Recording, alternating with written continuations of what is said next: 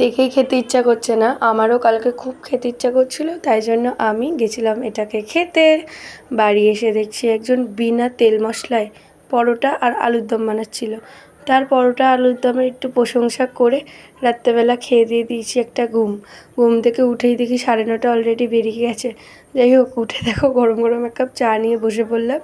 তারপরে জিনির জন্য একটা বাসক তুলসীর রস করেছিলাম, সেটাকেই খাওয়াতে গেছি। দেখো, ও দেখেই পর্দার আড়ালে নিজেকে লুকিয়ে নিয়েছে। যাই হোক, সেই মেয়েকে এটা অনেক কষ্ট করে খাইয়েছি। খাইয়ে ও একটা কম্বল গায়ে দিয়ে বসে রয়েছে, বলে কিনা ওর খুব ঠান্ডা লাগছে। তারপরে মা পুজো করছিল, মায়ের সাথে খুব দুষ্টুমি করছিল, ততক্ষণে ওর চান ধান কমপ্লিট।